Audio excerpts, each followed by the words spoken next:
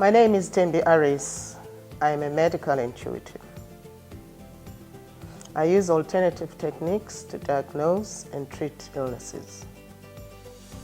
I've done this for over the years, and I've successfully diagnosed and treated people with the most complicated of illnesses, which have baffled even the best of some of the medical specialists. People call me Dr. Alternative out of endearment.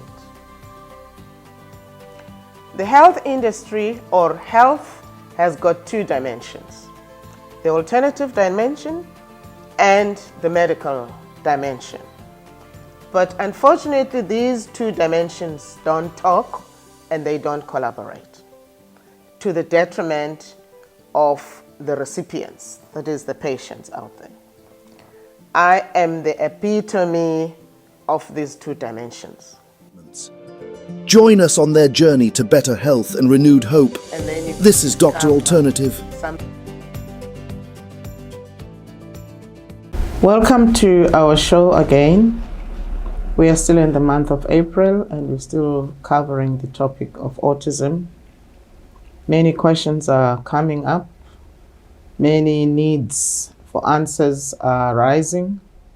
Some are getting more confused, others are getting more clearer. But we are going to try and continue to give answers to your questions and to give clarity to some of the areas that were a bit foggy. As usual, we have our guest here who's got the mouth to very well, thank you. I'm glad to be back again here. As Mama said, that we are still talking about autism, so we are here, and I'm definitely here to break down more and ask these big questions that you people are asking. By the way, I go by the name of Uluxolo Nondlwana, and yeah. Today we're going to be looking at, like Uluxolo is saying, he's got more and more questions that needs more digging into autism. But the question that every parent who comes to me with their children, whether the child is talking or is not talking or is having fits or is just nowhere, they want to know, is this child ever gonna be all right? And all right to them is quite relative, because you find some parents expect that if the child is totally nonverbal, that maybe he will be able to communicate. Others expect that maybe at school they're going to perform a bit better, they will sleep a bit better. So in the list of symptoms that they're having, they expect an improvement. But the majority of them are really hopeful that this child is going to talk. Is going to talk, which is not a far-fetched expectation, because as I've indicated in the past shows, there are children that end up talking. True. Okay, even if the speed of communication is a bit slow and it keeps escalating, as they get more and more involved in it. But at least that starts. That every parent wants to hear that child saying something that is coherent. So we're gonna be unpacking that today to see. Is it really a pipe dream to think that your child who's autistic is ever going to be okay? Or is this something that is really achievable? So we will be dissecting these questions today. True. But I hand over to Luxolo with more of his questions. Thank you, man. With that being said, I just want us to look now at the key points. Now, there's a kid coming. He has this problem. He has autism. What are those key considerations that you guys deal with as alternative? As alternative, yes. Okay. I will touch a little bit again in the previous show that, remember, when a child is brought to me, he already has a label, autistic. Some of them, some parents have found that if, for instance, I give a diagnosis and I don't mention autism, then they ask, is he autistic or not? So and I've found that people are so trapped into this label of autism, such that if you try to unpack and say this child is actually having mucolipidosis, like for instance most of them are, for them it's still not explaining that the autism. You know, it's a people have created this scenario of autism such that anything that ends up not saying autism, it's like something is still missing. Okay. Oh. I do find that, but not that common. But I've found that in a few parents where you find you explain, they relate to everything, but then they ask, is he autistic or not? Because for them, that label sums up everything. Yeah. So if you're saying, and when they ask, you can actually see that they're asking so that you can say, no, he is not autistic. Yes, he is autistic. Meanwhile, you're trying to say, hey, you're shifting their mindset from this labeling. You're saying this is what is happening to your child. Cut the label, because that label makes you see things, you know. So that's what I've found. So when they come to me, therefore, Yes. Like I say, I will scan them. Okay, now that scan tells me what is going on with this child. Okay. Whether the person, like for instance, I give an example that this particular parent came with a child who was already labeled autistic and with ADHD, you know, just could not sit. You know, he was restless, he was spilling everything over the water, and Hyper. it was so difficult to control him. But when I gave her the results, and even in her case, in his case, it was the congenital disorder of glycosylation. So when I gave her the results and I told her that your child is having a metabolic disorder. Okay, metabolic disorder, CDG is a metabolic disorder, synthesis of protein with lipids and sugar. And then I said to her, he is also diabetic. Now remember, she is not aware. I mean, he is not diagnosed as being diabetic. Yes. He is receiving some treatment from the doctor, but diabetes has never been in the list of things that he's suffering from. Then I said to her, this child is diabetic. She did not even hesitate to say, like you find in some cases, I say this child is epileptic. Then the parents say, no, he's not epileptic, because they've never seen him convulsing, because he gets seizures at night and it's just being restless, but he does not like jets. But with this one of diabetes, when I said this child is diabetic, she said she did not even hesitate to say, I knew he is diabetic. Even though nobody has ever confirmed that he is diabetic, but I knew. And I said, why? She said, because the way he gobbles sweet stuff, I mean, juice, he's thirsty all the time. He is hungry all the time. But when he's eating stuff that it must be sweet. He's got, like you would say, he's got a sweet tooth. So he's always craving things that are sweet, but he's thirsty. You can never quench his thirst. And she said at some stage she did take him to one doctor, but it was not because of the thirst. I can't remember what she said was the reason why they took him to the doctor. But then this doctor said his sugar levels, you know, not very high, but she said his sugar levels are high. But then he said he might be pre-diabetic. He didn't prescribe anything. He said he might be pre-diabetic. She must just watch his diet and so on and so on.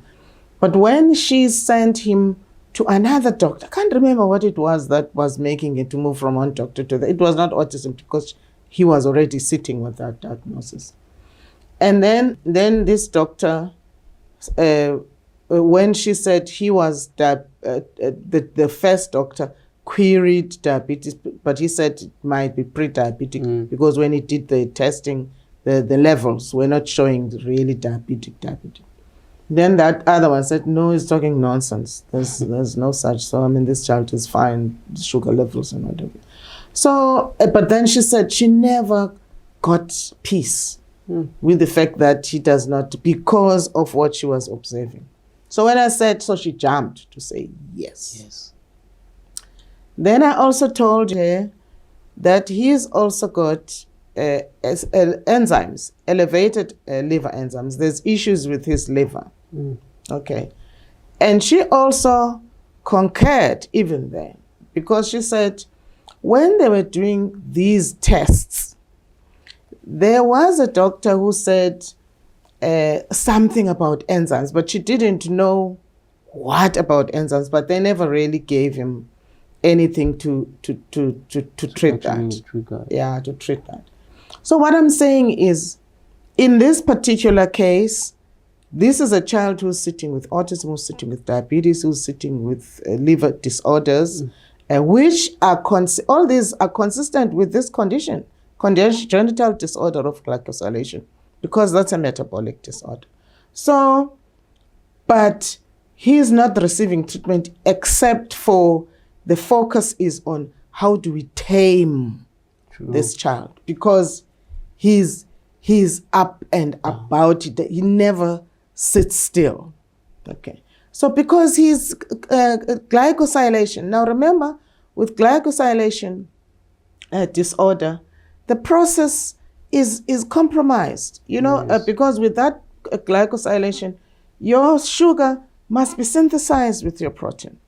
But then you find, because that chemical process is compromised, then you're sitting with protein that is trapped by sugar instead of being mixed, this one is sitting, and then you end up sitting with trapped proteins that are trapped by this sugar. So sugar is not doing its part, protein is not doing its part. That's where the problem then starts. Then that's when the worst problem starts. Okay, because now you need your proteins for cell production, cell repairment. You need your sugar for energy. But now, because they are both trapped, so they're not doing their work, both of them. And then you end up having even more issues, which is something. Now, this glycosylation disorder does not just only affect children that are autistic, even adults. You probably might wonder, why do people that are diabetic end up having amputations? People who are not defaulting, people who are taking medication, they're sticking to the program as prescribed by their doctors and what, but then they still get, you lose the toe, the big toe, one thing, then it's the foot, then legs. So and they ask questions. It's a glycosylation disorder. Because with glycosylation, remember, with sugar or diabetes is when that sugar is sitting in the blood. Sugar must not sit in the blood. Sugar must be transported to the different organs, to the different body systems to provide energy. Even with this synthesis of sugar with proteins, with lipids, those processes must occur. Yes. But when sugar is dumped in the blood, because either you're not having enough insulin, or because sugar is not received by your cells, they are not receptive to insulin, then you end up sitting with that. Then it ends up trapping the proteins, because those proteins are also transported by the blood, So when it traps those proteins and create even more obstruction for the blood to transport its stuff, its oxygen, its nutrients, then it's not reaching there. The blood is not reaching. So that's what leads to amputation. Because when you're not reaching your toe and no oxygen that's reaching there, then that's when serious problems start. Because then that toe start turning dark, which is called, the browning effect. Then you start having the browning effect, which is that glycosylation disorder. And that gets worse and worse and worse, and the pathogens start, eating on it, and then that rot, then it must be cut. But for as long as that entrapment of proteins by sugar is occurring, you're still going to sit with a problem. Even if they chop because it's already rotten. So it's moving, but then the process that has led to it getting, like that is still there.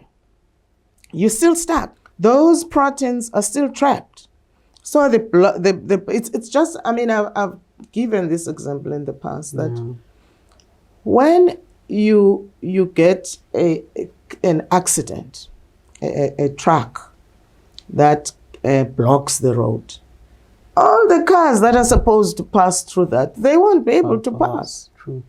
Until you remove those trucks that are broken there or whatever. Until you do that road, you cannot. It's the same. It's the same here. Until you sort out that entrapment, there is no flow that's going to reach. Then you're going to keep chopping and chopping and chopping. That's a glycosylation disorder. It's not only limited to children that are autistic and who are having this congenital. It's just that the children, it's congenital, they're born with it. Whereas in this case, it's an acquired a glycosylation disorder. So that's what I do therefore. That I will scan, then I will say, this is what is happening. This is what is happening. This is what is happening. These are the symptoms which you find parents or even people that come for other, reasons, they will always relate to it. I will never quote something, even though you'll find it in some cases you do get a situation where the person will say, no, that doesn't happen. You find that particular symptom has not manifested yet. Yeah. But then you will find it will come later, and then you say, are you sure you don't experience that? I say, no. You're saying, are you sure? Because you can see that, man, there is something here. I give an example like this particular, in fact, it's an adult, where there was a laceration on the throat. Yes. And I said, do you get choked when you're eating? Sometimes you feel, I said, no, I don't experience that. I said, are you sure? He said, no, I don't. Seriously, I don't. Of course, if he or she doesn't, then she doesn't. And she doesn't, yeah. Until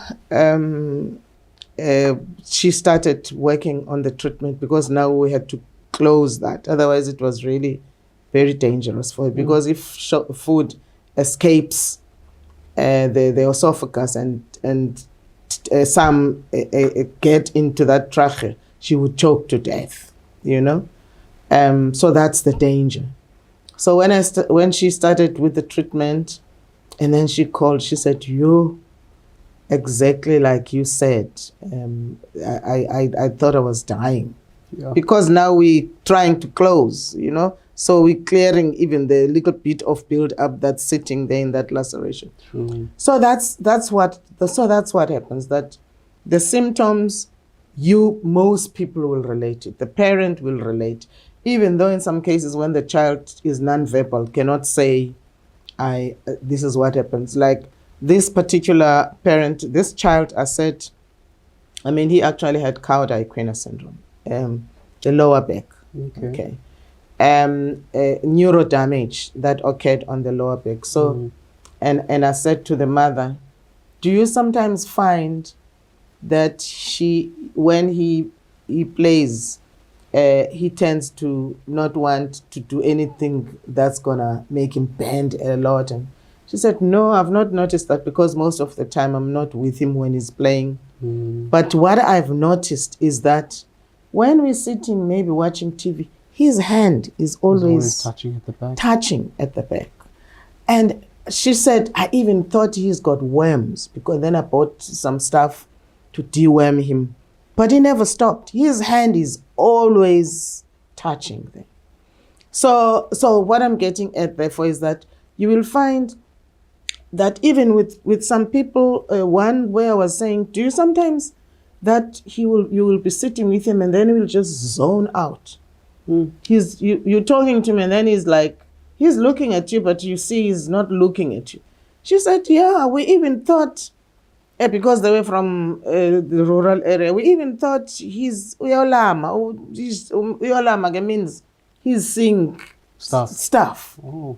Witchcraft Bewitched, stuff. oh. Yeah, we thought he's seeing, even said to Tigoloche, Tigoloche is the dwarf, mostly, not the dwarf as in dwarf.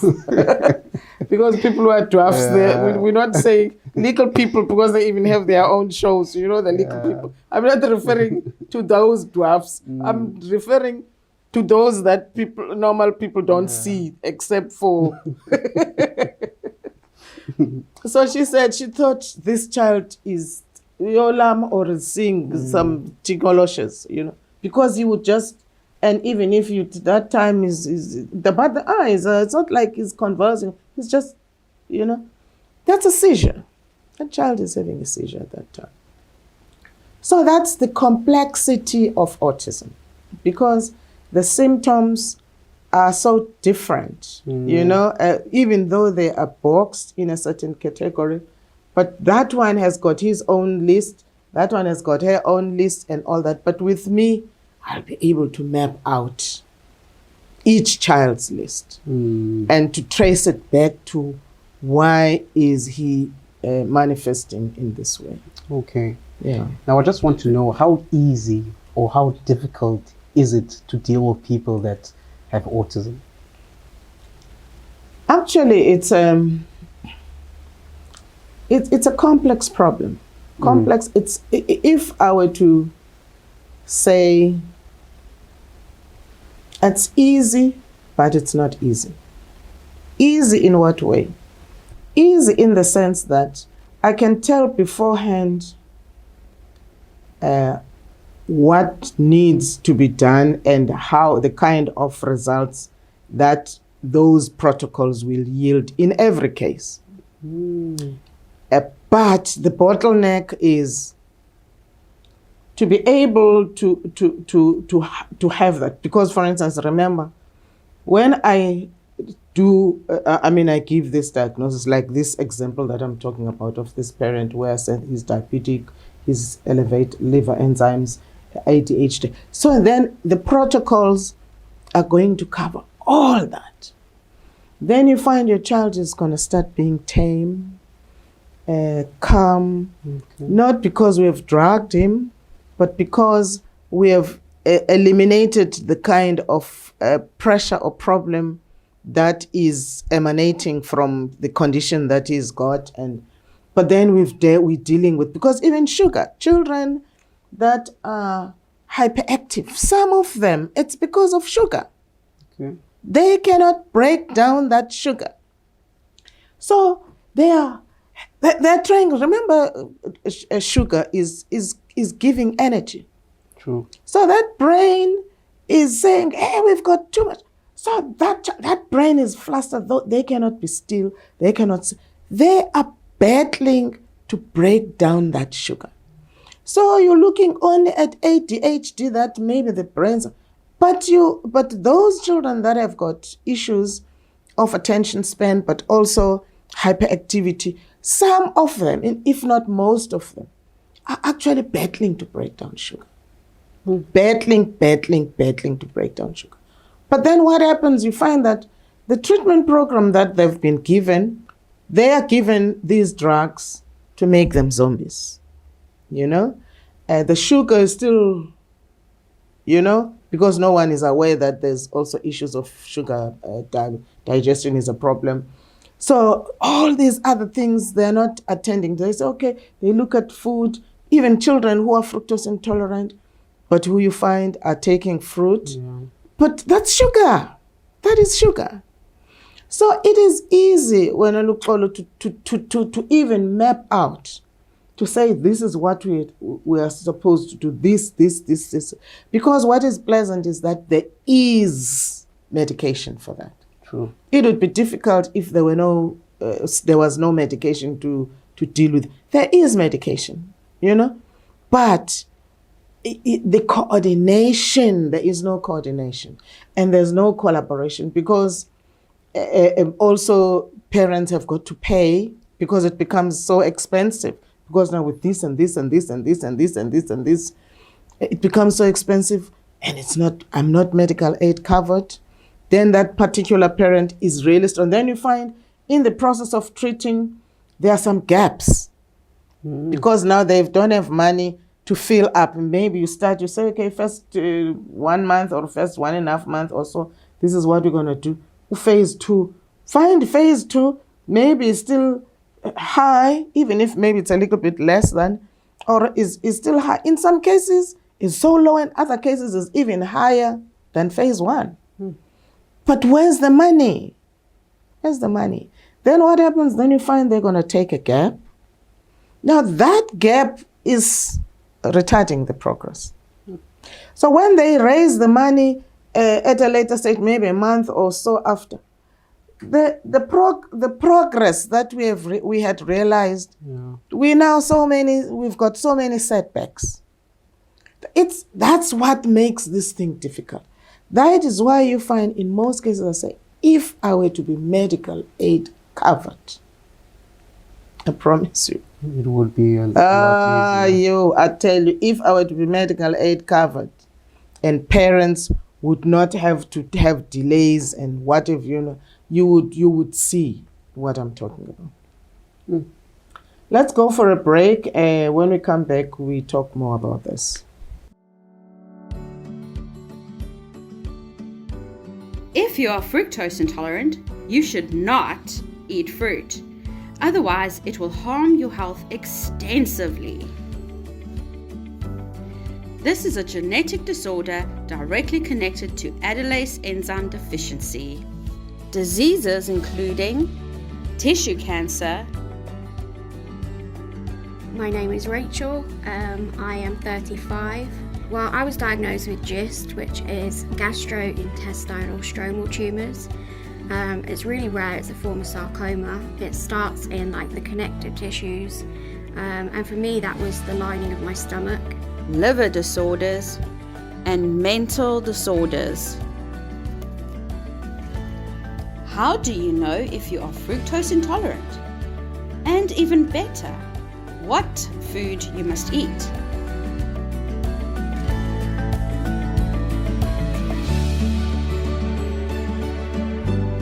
Welcome back. We are still on the burning issue of autism. What we offer, what we sometimes, maybe some other people might think we're blowing our own horn. Very well. But we're trying to give answers. We're trying to give more clarity. We're trying to create more awareness, and we're joining with those other voices that are working hard during this month to try and create more awareness about autism.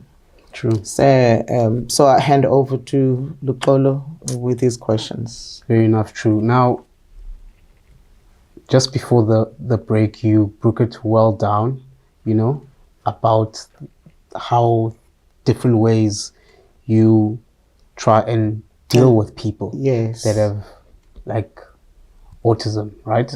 Yeah. I just want now to just know that what are some alternative ways you guys take to reduce people from actually starting to have autism? Is that even possible? Well, that depends firstly on where you look at, because remember, people say prevention is better than cure. If there's that understanding and there's that belief about health, that if you live in a certain way, you can avoid that. And therefore that means as a parent, you might avoid giving birth to a child who's autistic. True. Okay. On our side, let me say on my side, because at this stage it's still a very single voice. It's still a very lonely voice. We trying to see how we can bring these various perspectives and professionals together. It's not easy. It's not easy putting together alternative practitioners. It's even more difficult putting together alternative practitioners with conventional practitioners. So it's a very new ground, and it's a very stifled ground. Because it's not really new when you look at it. Because if you look at natural medicine, it's been there even before conventional. It's just that conventional scientified it, made it look, zhuzhed it up. Meanwhile, the principles are actually natural principles, that were there before, modern society came up with this and that. So that understanding that when a person looks after him or herself, or the mother doesn't drink, doesn't do this, doesn't do that, then some of these things that end up leading to autism. And now remember, mind you, with me, not really looking at autism as a label. It's, so, but for the sake of discussion and for the sake of understanding, we can just jump on that. So obviously, if you are looking after your health before you fall pregnant, you will minimize the risks, okay? Not just of autism, but health risks that will affect your baby. True. But if it's stuff that is genetic, you cannot control the gene. If you come from a family that has got deficiencies, like for instance mucolipidosis, it's not because your mom was drinking or vaping before she fell pregnant with you. It's just that she's carrying that gene, whether it's your mom or it's your dad, but it's your parents. One of your parents is actually carrying that defect. So it's a genetic thing. You cannot stop it. You carrying that baggage, which we all are carrying from different lineages, different families. We're all carrying baggages, even the original sin is a baggage, from Adam and Eve. So we're carrying those baggages. It's just that they differ from family to family or lineage to lineage. So you cannot do anything about that.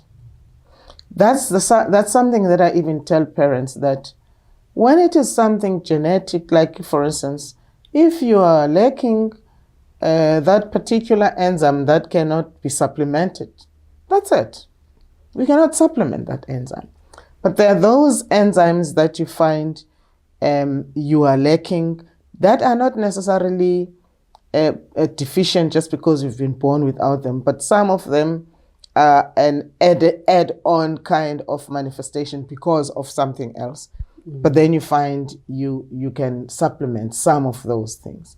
So with my approach, therefore, my approach is actually has got a lot of legs. It's got a lot of legs. And I keep adding legs and adding them as I go along, even though some of the legs I add and I remove. But those that you find I remove, it's because the work is too much, not because the leg itself is not effective. But if the work is too much, like this program that I've introduced, but then I've withdrawn and only applied to very few cases, it is so effective. It is mind-blowing. Right. Because I take you on a daily basis and I guide you what to drink, what to eat, when to do some exercises, what kind of exercises, what. Throughout the day, you are under me. Tomorrow, It's what your lunch should be, what your breakfast should be, what your supper should be, at what stage do you take the meds, what supplements you must take, and at what... It is so comprehensive, but it's finishing me up. I promise you, it's finishing me up, because you can imagine if you're sleeping, you're not worrying about anything. Me, I'm the one that's working out. Tomorrow, when you wake up in the morning, I want you to do breathing exercise for 10 minutes.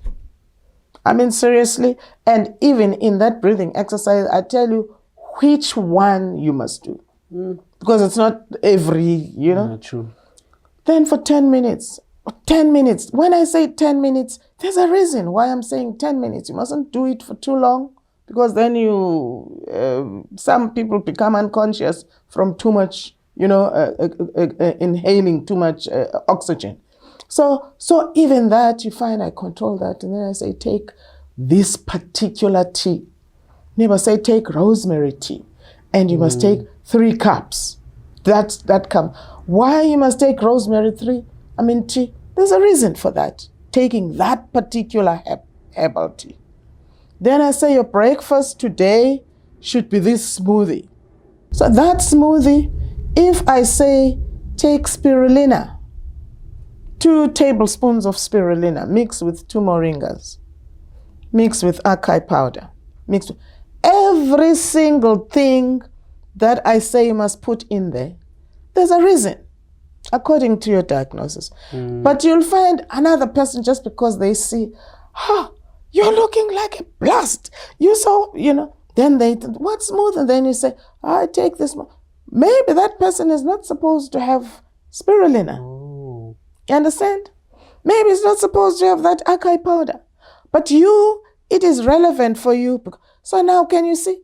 So how many people can I be able to service doing that kind of thing? That's crazy. It's impossible. So that's why I've taken it off.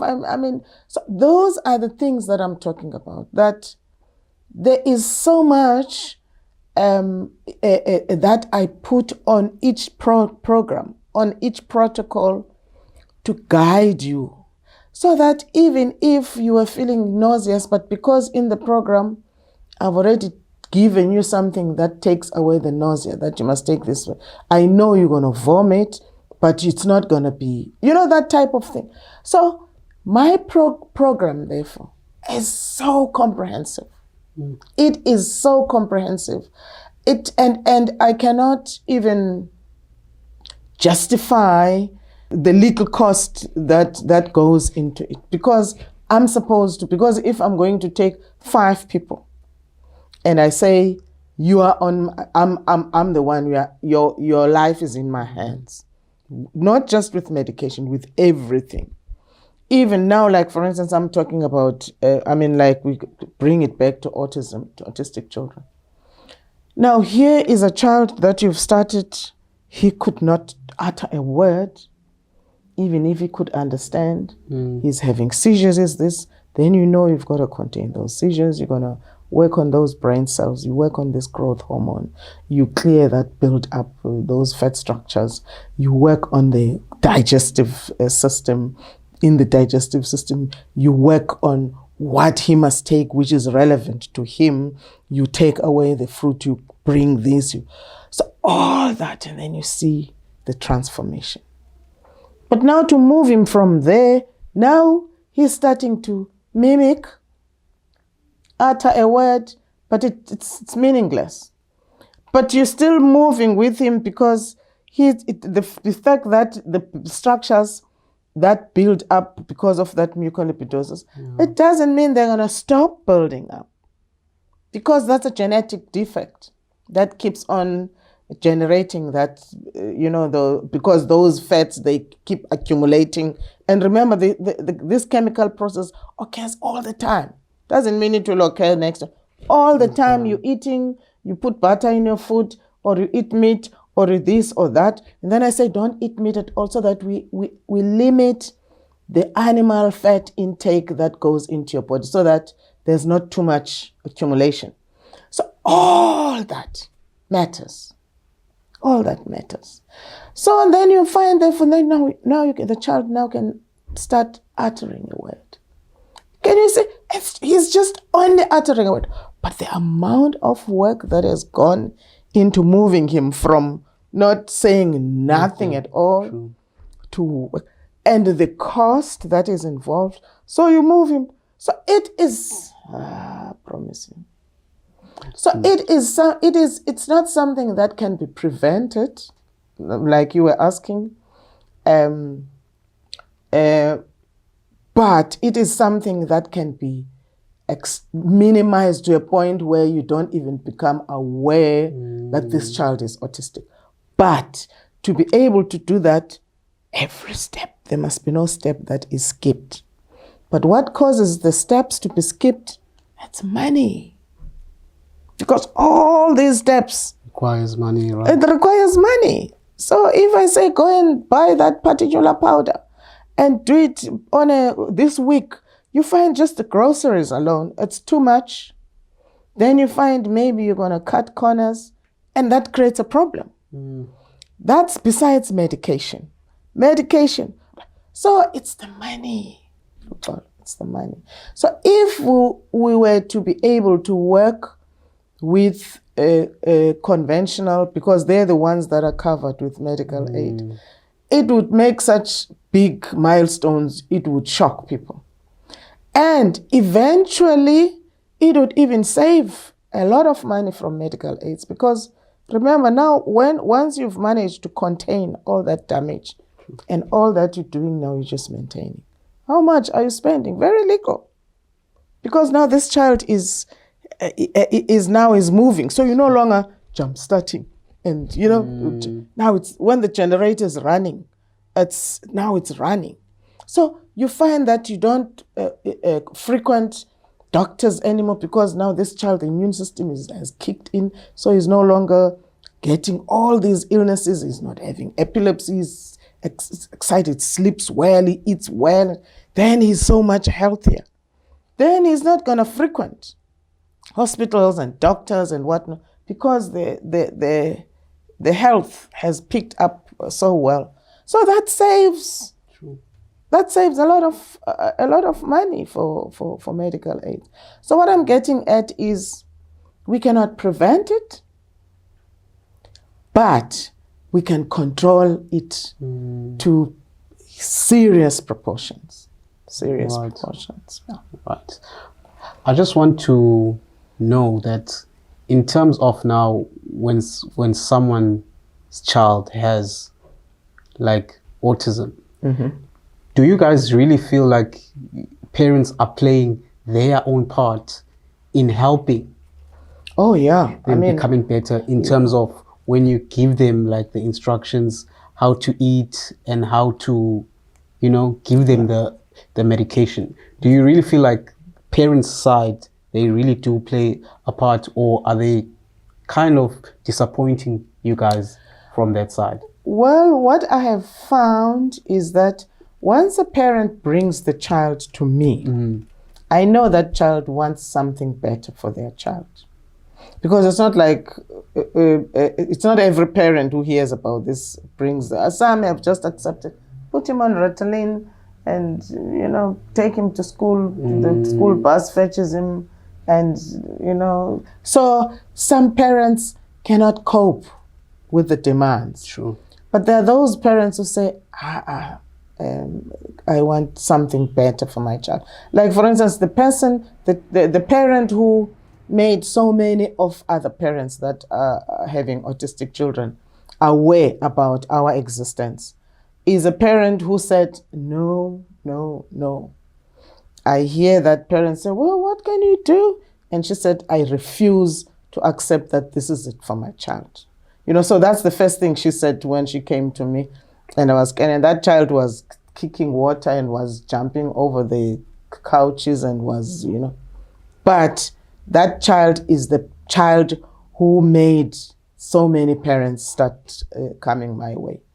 And not because she was saying, but she was showing them.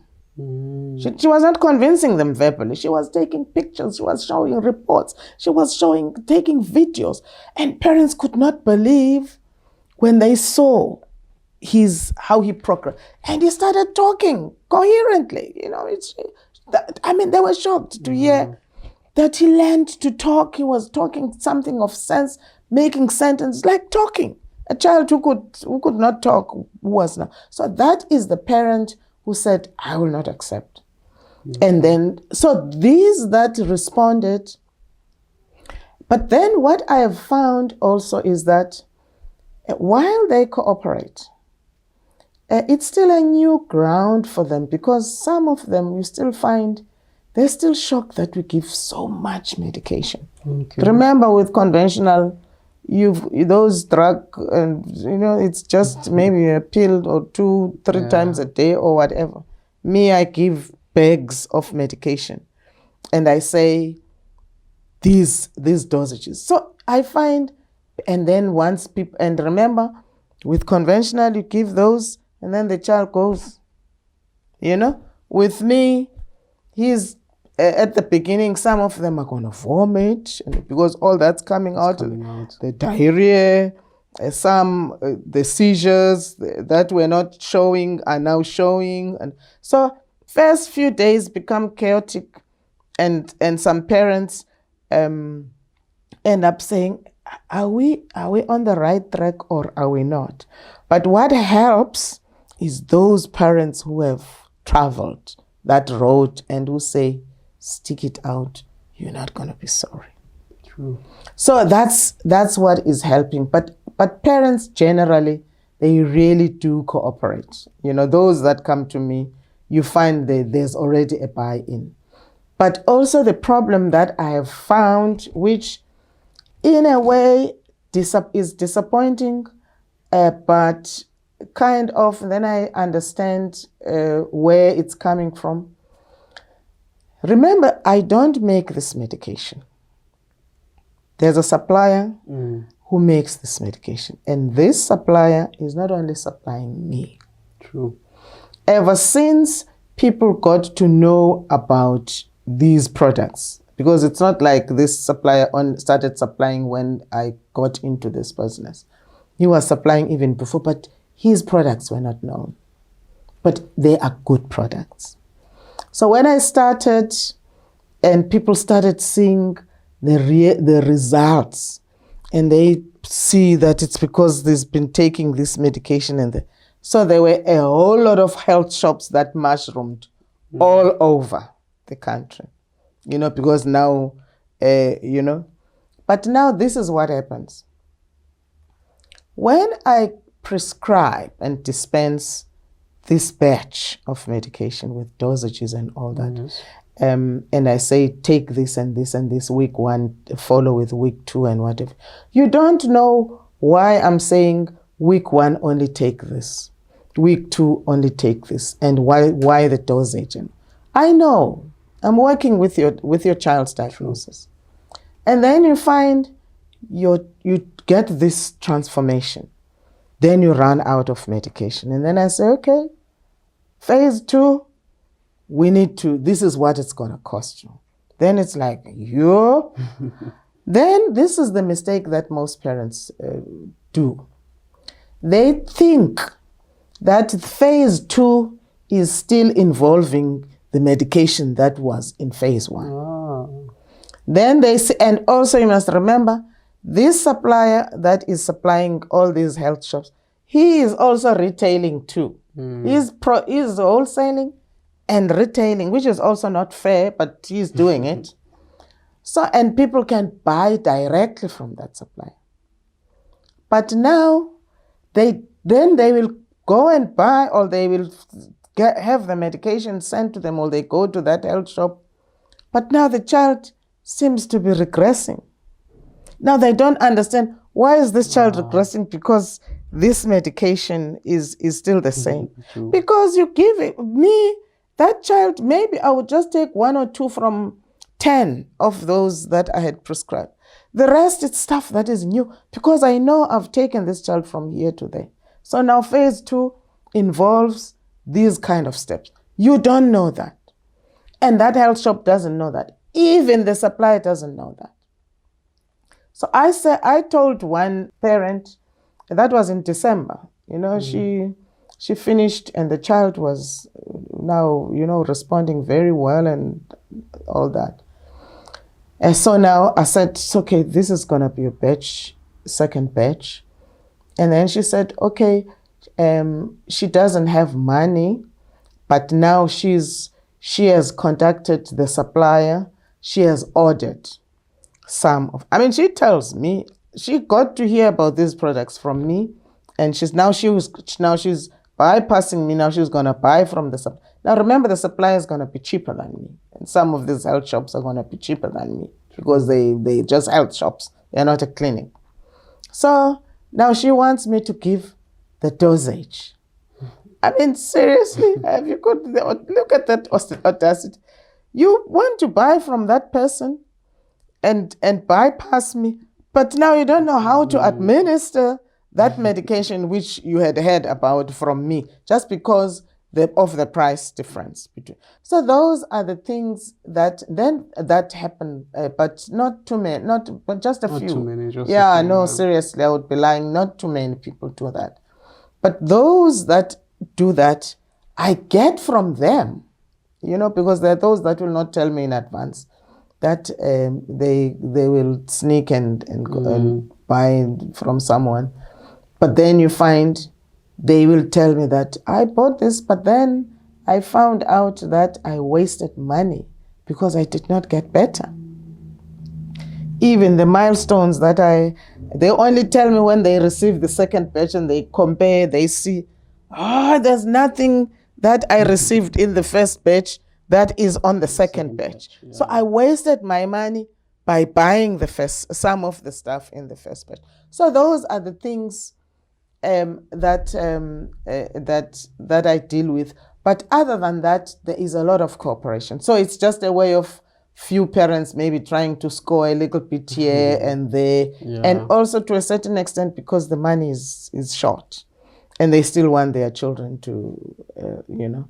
But otherwise, there is a lot of cooperation from parents. They really want their children to get well. Beautiful, beautiful. So, just to close, is there any advice you would like to say to any of the people out there that are suffering from autism or are autistic? Well, I can just say autism, as I said in the past, it's a label. It's an unfair label, which ends up limiting the options and the chances of that child making it, you know, and doing better.